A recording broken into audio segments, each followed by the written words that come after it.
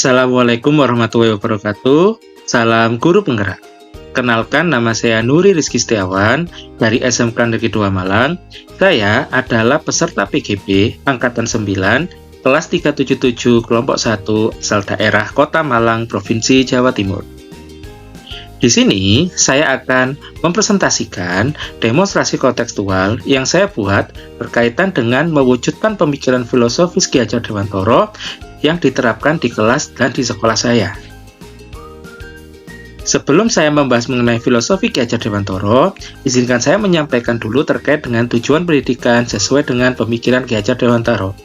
Menurut Ki Hajar Dewantara, tujuan pendidikan yaitu menuntun segala kekuatan kodrat yang ada pada anak-anak itu agar mereka sebagai manusia dan anggota masyarakat dapat mencapai keselamatan dan kebahagiaan yang setinggi-tingginya. Implementasi di sekolah yang berkaitan dengan tujuan pendidikan, yang pertama, guru berpihak pada murid.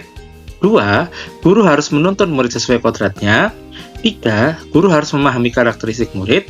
Dan yang keempat adalah guru harus memahami tujuan pendidikan dan pengajaran. Filosofi pemikiran Ki Hajar Dewantara. Di sini akan saya paparkan 4 pemikiran Ki Hajar Dewantara terkait dengan filosofi pendidikan. Yang pertama, pendidikan yang berhamba pada anak. Yang kedua adalah penerapan merdeka belajar. Yang ketiga adalah trilogi pendidikan. Dan yang keempat adalah pendidikan yang menuntun dan menanamkan budi pekerti. Yang pertama adalah pendidikan yang berhamba pada anak. Pendidikan yang berhamba pada anak dengan rasa hormat dan bebas dari pemaksaan. Pendidikan harus berorientasi kepada anak dengan memahami kodrat yang ada pada tiap-tiap anak.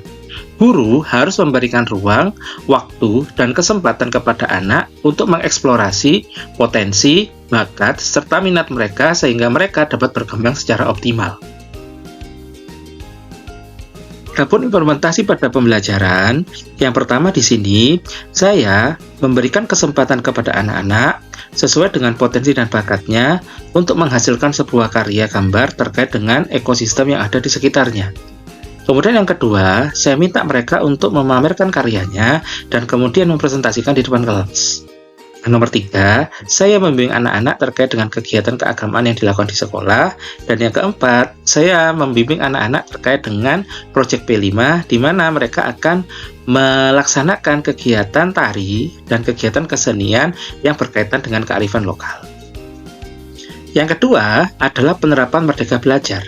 Menurut Ki Hajar Dewantara, pengajaran umumnya memerdekakan manusia atas hidupnya, lahir. Sedang merdekanya hidup batin itu terdapat dari pendidikan. Merdeka batin dapat didapatkan dari pendidikan, dan merdeka lahir dapat didapatkan dari pengajaran. Murid harus merdeka dan diberikan ruang untuk belajar sesuai dengan potensi, bakat, dan minatnya. Berikut adalah implementasi berkaitan dengan kegiatan proyek pembelajaran merdeka. Yang pertama adalah saya memberikan kesempatan anak-anak untuk dapat mengeksplorasi lingkungan yang ada di sekitarnya dan menyelesaikan masalah terkait dengan pembelajaran yang akan saya lakukan. Yang kedua, saya meminta anak-anak untuk bisa mempresentasikan dan menyampaikan apa saja hasil-hasil temuan yang mereka temukan selama kegiatan pembelajaran. Yang ketiga, saya memberikan kesempatan mereka untuk melakukan diskusi kelompok dan menyelesaikan proyek sesuai dengan waktu yang sudah ditetapkan. Di sini, saya memberikan sebuah waktu dan sebuah kegiatan, yaitu tes diagnostik, di mana dari tes ini, saya akan memahami bagaimana potensi, bakat, minat, daya belajar yang dimiliki oleh peserta didik saya. Dan yang kelima, di sini adalah salah satu contoh dari aktualisasi P5 dengan tema kearifan lokal, di mana anak-anak diberikan kebebasan untuk menarikan dan membawakan sebuah kreasi kesenian sesuai dengan potensi daerah. Selanjutnya adalah trilogi pendidikan. Seperti yang kita pahami bersama, bahwa trilogi pendidikan mengandung 3 hal. Yang pertama adalah ing ngarsa sung tulodo, di depan menjadi contoh atau panutan.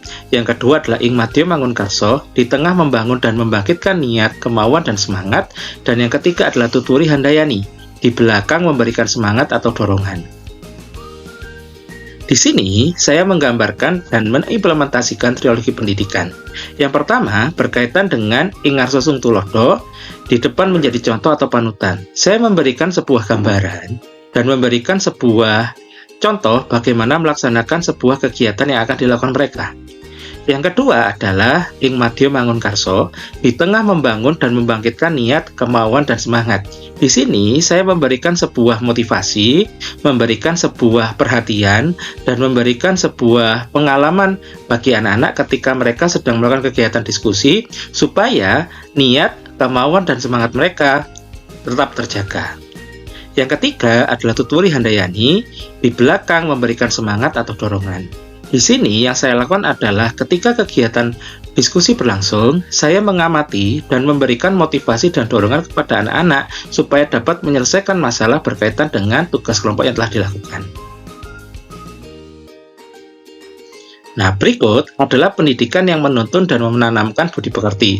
Di sini, menuntun adalah menuntun atau mengarahkan atau membimbing anak-anak sesuai dengan kodrat yang ada pada anak agar mereka mencapai keselamatan dan kebahagiaan yang setinggi-tingginya baik sebagai manusia maupun sebagai anggota masyarakat.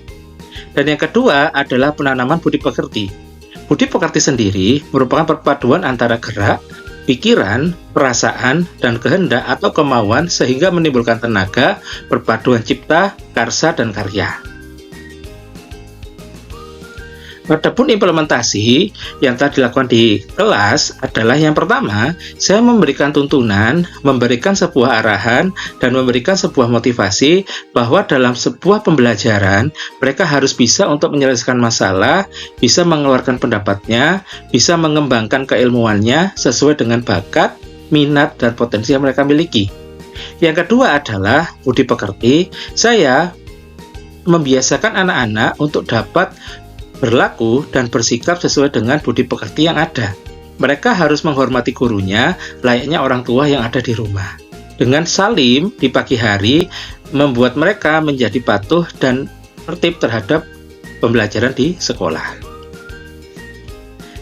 Sekian dari saya, terima kasih. Salam guru penggerak, bergerak, dan menggerakkan. Wassalamualaikum warahmatullahi wabarakatuh.